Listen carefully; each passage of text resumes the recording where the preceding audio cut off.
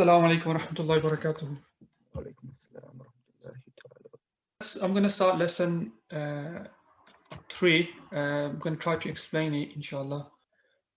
So what we're first going to do is I'm going to try to explain words in Arabic. Sorry, that's the wrong color. I want words in Arabic, right? They are divided into 3 different categories. So what we covered in lesson 1 and 2, the first category would be what we call nouns, al-ism. Okay, you don't need to know the Arabic name for it, to be honest. Nouns.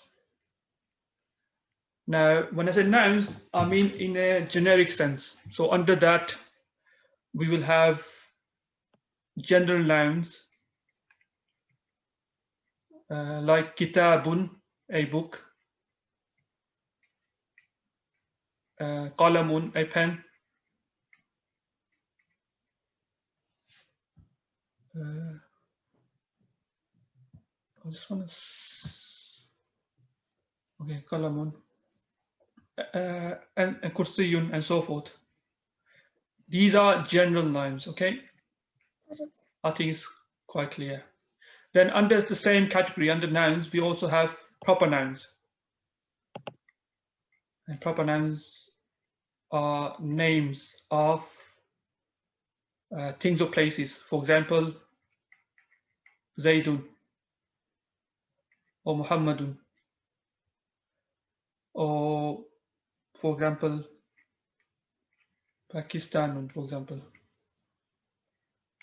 These are all proper nouns. And then within nouns, ism, we also have pronouns. Pronouns. So these are like me, ana, okay, anta, which means you. Sorry.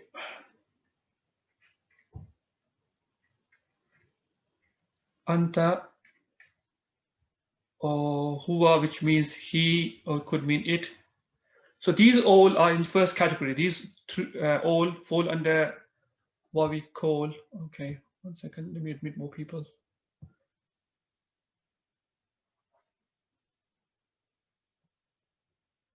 I think Shanaz is still having issues. I'm still trying to admit her for the 3rd or 4th time. I think she got issues on her side. But okay.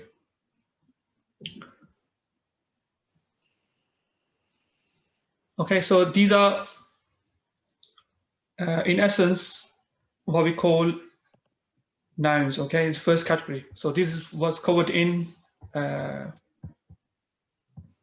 second. In lesson 1 and 2. So far in the previous 2 lessons, that's all we've done, lesson 1 and lesson 2.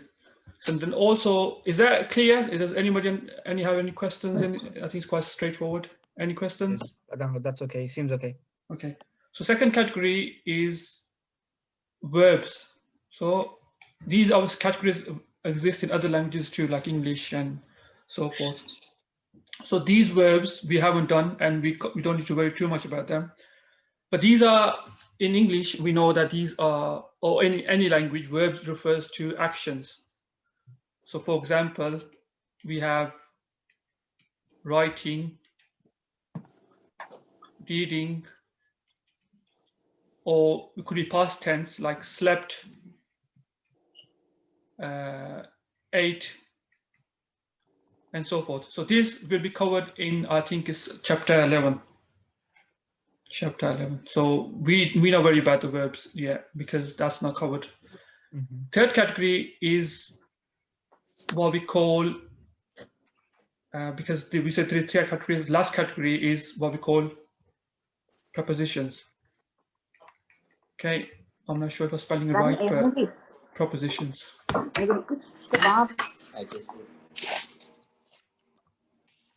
Okay. Well, okay, thanks. That's fine. Prepositions. So these words, these are words like in, which is fi in Arabic, or with, this is ma in Arabic, or on, which is ala in Arabic. So these words are known as prepositions. So I think we all, for two examples, and also to, from, so forth, right? These are all prepositions. Like Arabic, these are called huruf jar, or the singular is called harf jar. And what happens is, as with English, when we have these prepositions, after these prepositions in a sentence, what follows? A noun follows. For example, we say in the house, or we say in a house. When you say with, we say with the man, with Zaid, with Fatima. When you say on, we normally after on we say table, on the table, on the chair, on the TV. From, we say from India, from Pakistan, from England. So we understand after these nouns, there's normally, after these prepositions, a noun follows. Now, same thing in Arabic, but in Arabic, what happens is when the noun follows, something specific happens. What happens with the noun is we write the noun, but when something happens is the noun that ends with the kasra. Because of the preposition before it, the noun ends with kasra. Okay, for example, fil bayti. It becomes ti because of the preposition. Please, if you are unsure about anything, if you have any questions, ask me straight away, because I don't want to keep going if it doesn't make sense. So any point, you could stop me. Sohail, can you repeat that? It's okay. It's easy now. Sorry, what do you want to repeat? Who was that? Sorry. What do you want me to repeat? Which part? Sorry, I missed the part where you said something about the preposition. Yeah, and the nouns end with the kasra. So will that be for all the prepositions? All the nouns will end with the kasra? Yes, all the prepositions. Okay, thank you, Sohail. Okay, all the prepositions. Who's talking? Sorry.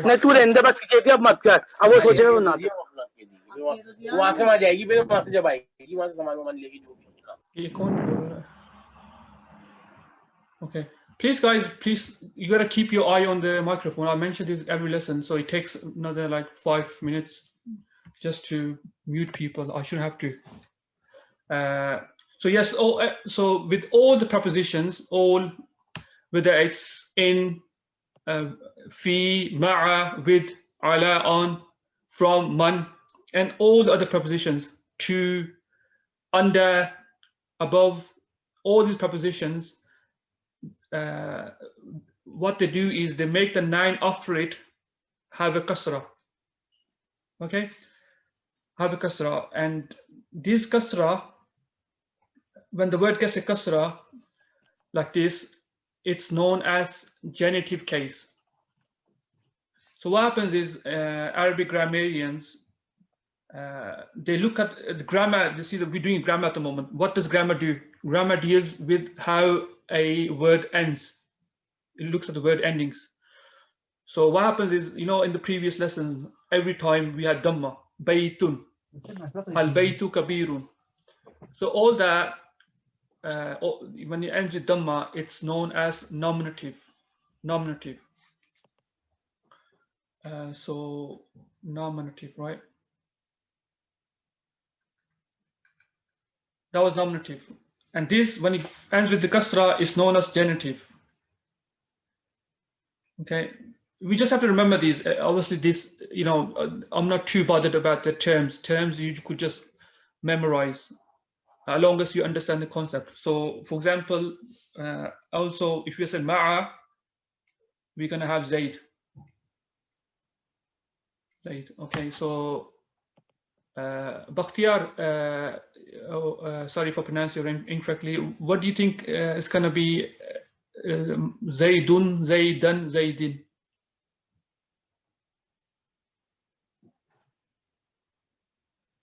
So Zaidi, because Zaidi. this is a genetic case.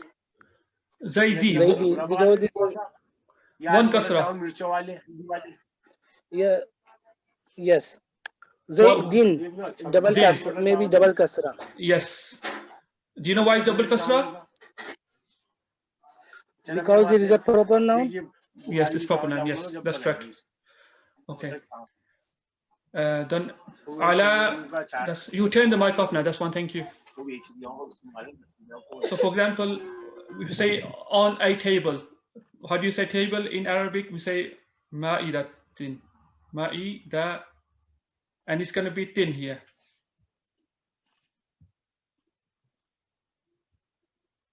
Okay, ma'idatin, on a table, on a table. Oh, sorry, that was man. Should be min. Min. So min.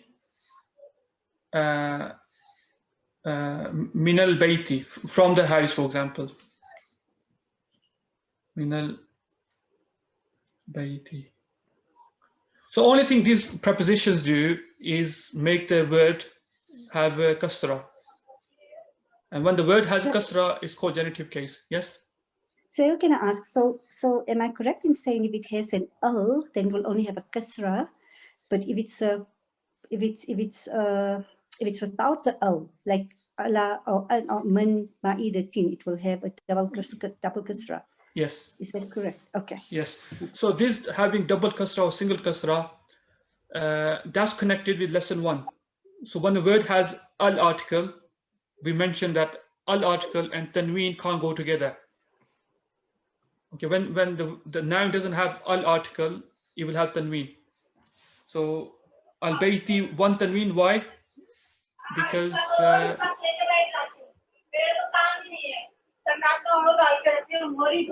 sorry, can somebody turn off the, what was that? So for example, why is this one kasra here? Because of al. It's got nothing to do with anything else. It's just because it's al. Why is Zaydin has 2 kasras? Because there's no al. There's no al, right? Ma'idatin has 2 kasras because there is no al. Baiti has, yes. In Minal Baitin, so al is there, na, but double tin means 2 kasra are also there, and al is also there. No. It's if you read here, it's baiti. It's 1 kasra here. It's 1 kasra. Okay. Okay. So basically, summarize this slide. There are 3 types of words. There are nouns, which is a broad category. We just use noun as broad categories, which includes general nouns like kitabun, qalamun, kursiyun. It includes proper nouns like zaidun, muhammadun, pakistanun, and pronouns like pronouns such as ana, which means I.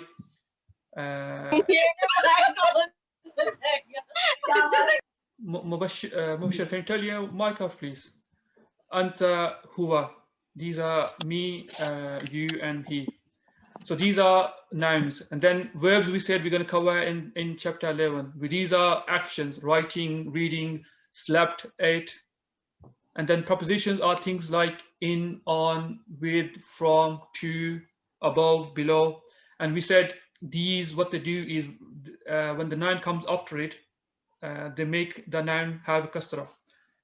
And basically, one second. Okay.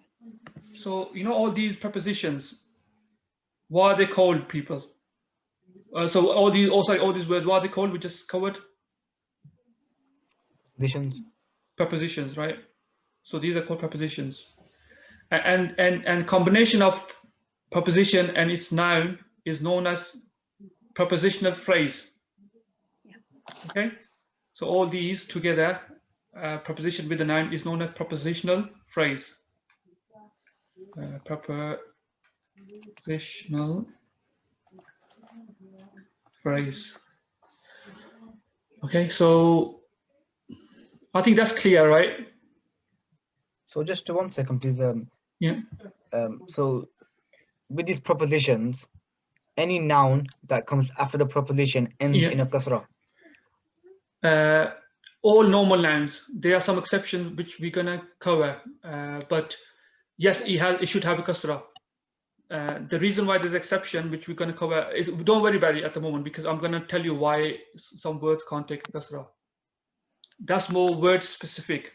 That's because of the word itself rather than the rule. The rule is that every time there's a preposition, the next word goes into what we call genitive case. So if you remember genitive case, this is called genitive case. So in genitive case, what it means normally is the word has a kasra.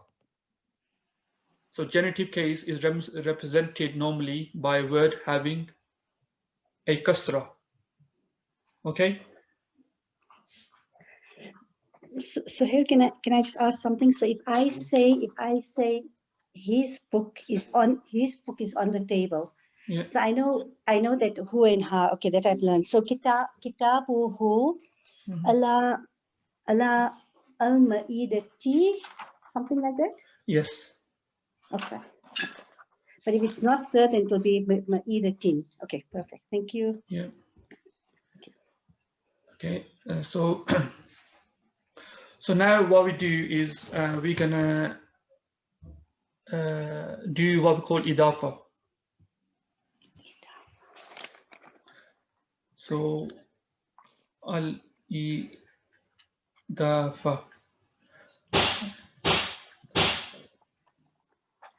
Sorry, somebody's at the door. Let me give me 1 second, please. Sorry.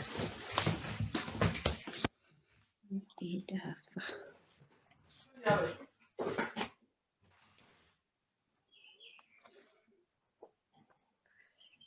I think that thing about the genitive cases. Check it.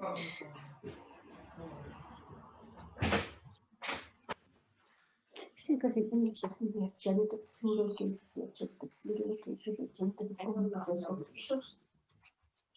Is it possible? You don't know. Oh God. Okay, sorry about that. Somebody knocked the door, so I had to open the door. So what we're going to cover is al-idafa. Chapter 3 is basically, can you hear me all, guys? Yep. Al-idafa basically is what we call, it's like possession in English. So I'm going to have to give examples to make it clear. And I just wanted to say this chapter mostly focuses on why and when words get a kasra. Okay.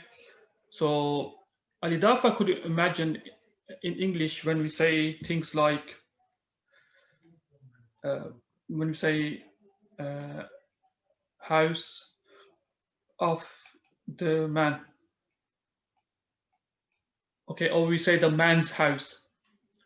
Or we can also say the man's house. So in English, these two things are the same thing, right? So we're saying the same thing.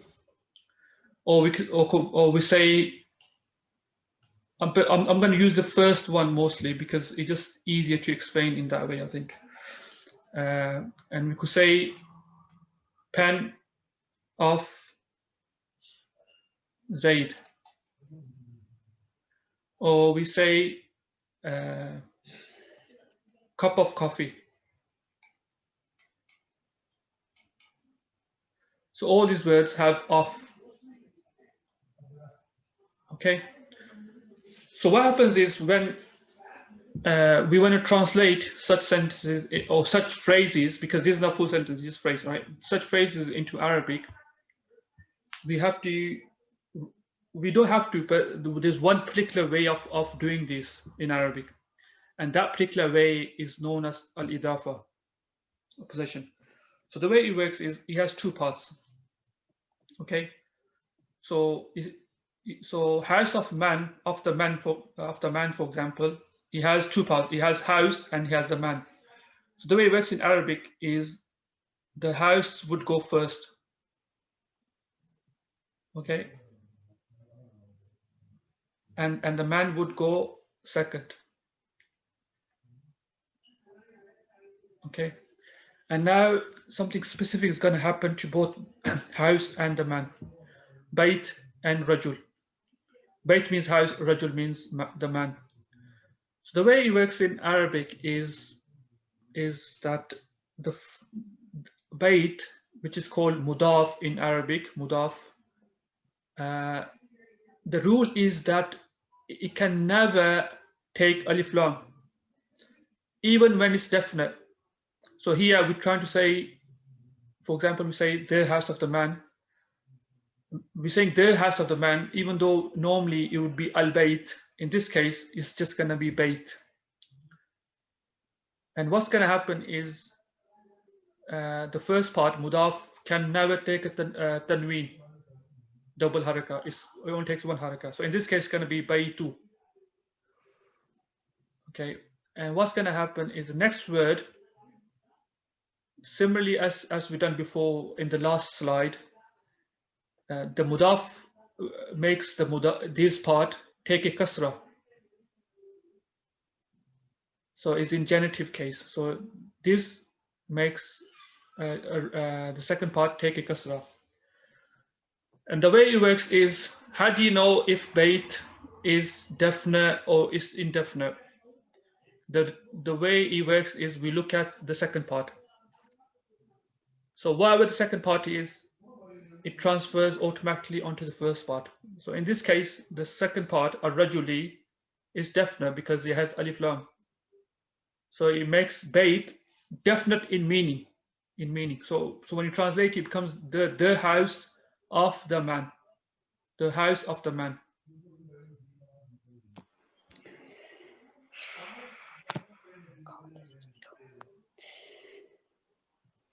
Sohail, may I ask something? Yeah, sure. Okay, is this the case only with two nouns? A sentence with two nouns?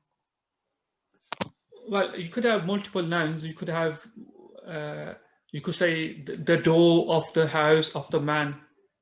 Mm-hmm. But I don't want to go into that because it's going to make things complicated. But we will be covering that in the future lessons when you come to it. Okay, so this rule only, okay, yeah, I know it's called a diptote in English, right? So this rule will be with two nouns. So for the time being, that's okay. So the first noun will not get an o and will get an the u, and the second noun will get the kasra. Yes. Right. Okay. So if we say pen of, and there's no preposition in between, we don't put the preposition in? No. Okay. We can say, for example, there's another way of saying this, but this is not idafa. This is not idafa. This is another way of saying give it preposition. You could say al-baytu lirrajuli, because the harf jar li means belonging to. So we could say al-baytu, the house, lirrajuli, belongs to the man. But we not use, we could say that as well, but this is not idafa. Idafa is this specific construction where the first word can't take al and takes one haraka, one dhamma, one haraka, which is dhamma in this case, and the second noun takes a kasra. So let me do another example, then I'll ask you guys if it makes sense. So for example, we say, if you want to say the pen of Zaid. Okay, so we can say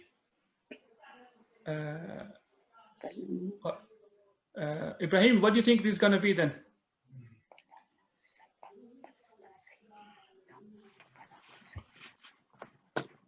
Is it there? So what's the last vowel on qalam, do you think?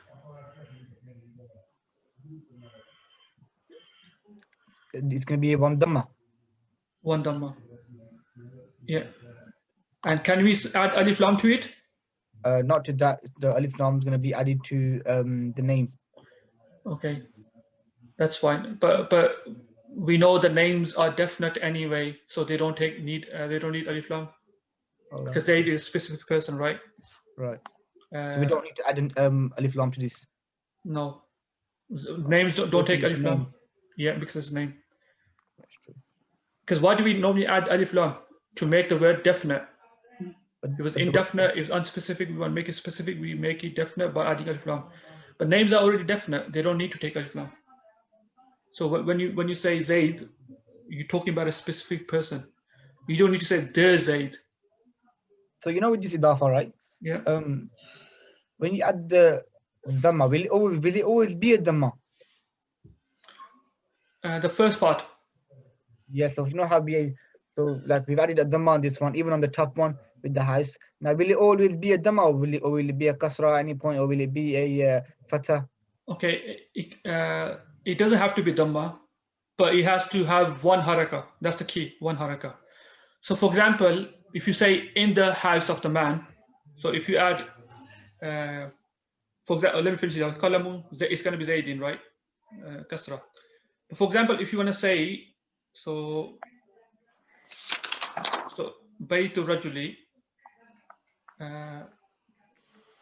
however, if you want to say in the house of the man, in is a preposition, right? Yep. Which is fi in Arabic. And what would you say when a preposition is before a noun? What happens to the noun?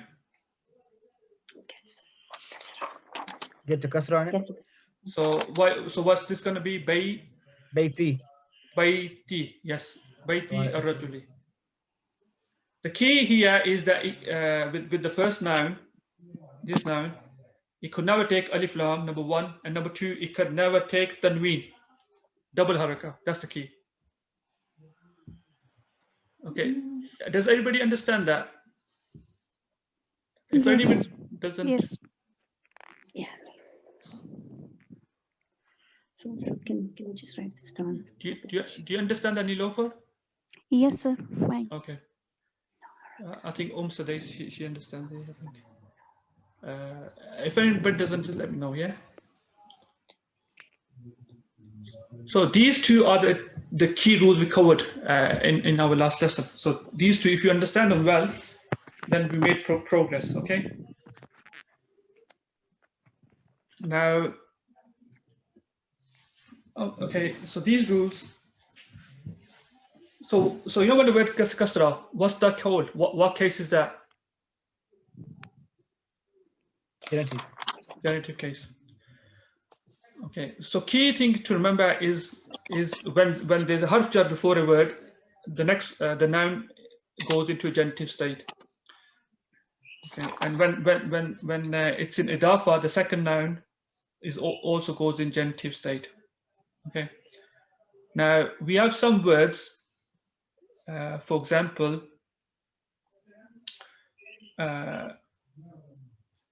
za'lanu, angry. These nouns, even when they're indefinite, they are incapable of taking tanween. Okay, how do you know that? We just have to look at dictionary. We just have to learn the words because when we learn the vocabulary, the author normally tells us which word are such. These words are called ghair munsarif.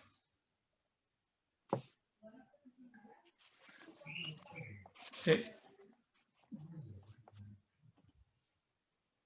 So when you say you are angry, you're gonna say anta.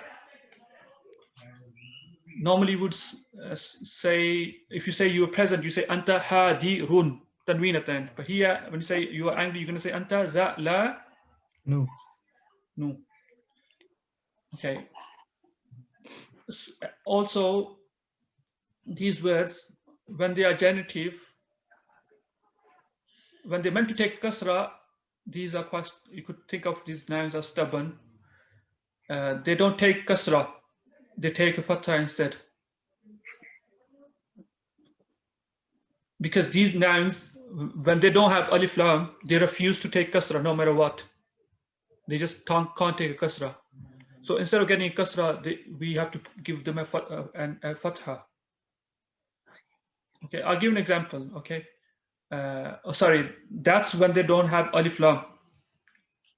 However, when they have alif lam, they behave like normal nouns. So if you want to say the angry boy, you would say al waladu az-za'lanu.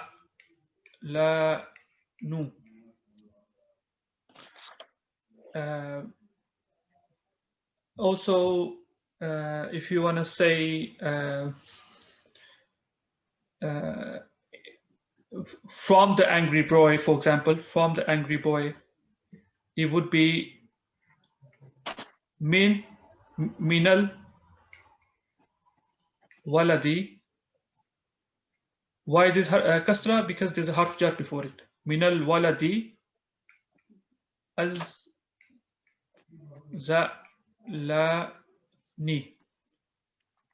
From the angry boy. Here, za'lan is the adjective. And the adjective has to agree with the noun, in this case, al-walad, in terms of being definite or indefinite, in terms of gender, and in terms of the case. So when you say the case, we mean the ending. So if one word is nominative, what's nominative again? Nilofer, do you know what's nominative? Having noun sentence with noun. That's a nominal sentence, but when the word ending has dhamma, when the word at the end with dhamma. whether it's tanween or one dhamma, it's called nominative. Ji, yes. And when he has kasra, it's called genitive. It's genitive. Yes. So the adjective has to agree with the nouns in terms of the case as well. So if one is genitive, if non-genitive, the adjective has to be genitive as well.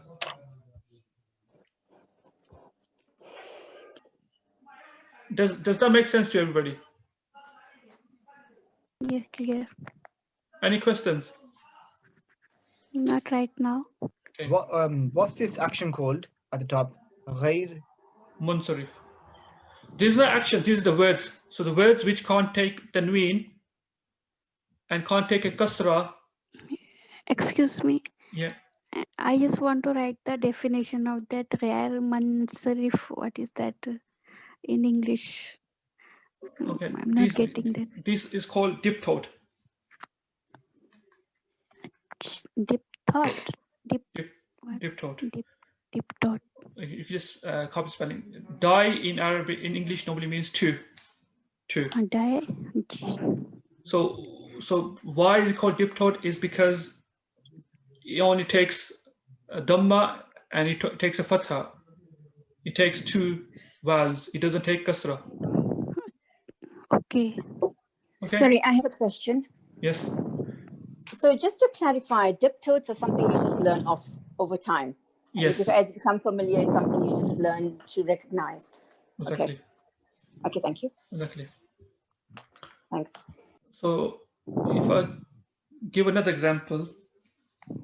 So if you want to say from the angry boy, so it's going to be min, wala, what's it going to be?